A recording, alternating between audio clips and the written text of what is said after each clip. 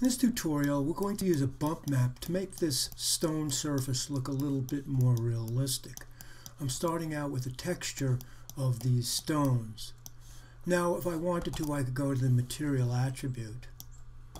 And in the material attribute, I could scroll down to geometry. And you'll notice from the last tutorials around opacity that there's also a bump map channel in the geometry tab for the color node. I'm going to click on the checkerboard at the far end of that bump map channel, and I'll go to File, and I'll go out and I'll just use that image to kind of illustrate how this would work. And you'll see immediately you start to get a bit of a texture on there. Now, once I've applied that, I have the option to make this deeper or more shallow if I chose. So I'm going to go up to the top of the file here now, and you'll see there's the sample icon. And then at the end of the file name, which happens to be file 7 at the moment, there are these two boxes with triangles in them. I'm clicking on the bottom one. And in there you'll see bump value. The bump value remains 1 because that is the texture itself. But below you'll see bump depth.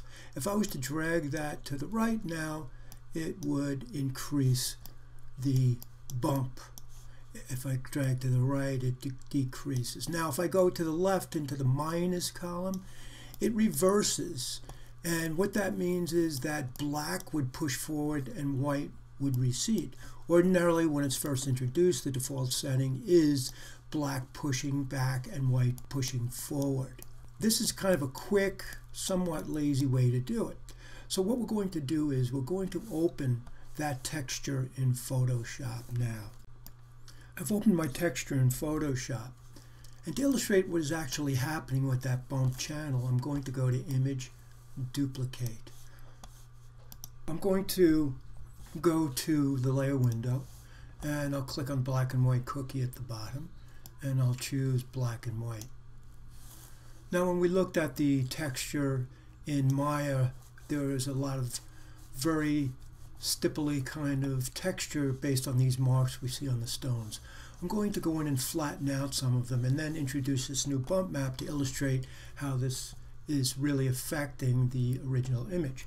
I'm going to hit Command D to apply that black and white. I'll add a new layer just to play it safe. I'll hit B on the keyboard, and I'm going to make sure I've got a soft brush, so I've made the hardness 0, and I'm putting white on top, and I'm going to zoom back. And I might drop the opacity to my brush to about 50%, and I'm just going to go in and paint on some of these stones. And by putting this white on it, I'm kind of flattening it out. So I'll just go and quickly put some in just to illustrate that bump maps are primarily affected by value and the color has nothing to do with it.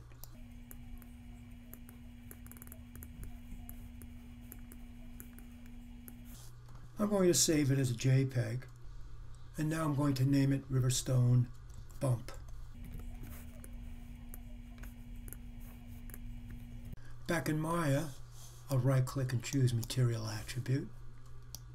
And in my Material Attribute, I'll break the connection of the bump from the original file, and I'll go back out to my folder, and I'll introduce that new bump texture I just created.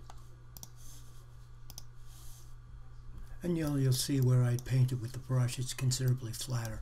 I could have embellished this more and gone and flattened all of them if I chose to, but the takeaway from this is that bump maps are comprised of images that are values white through black, white pushing forward and black receding.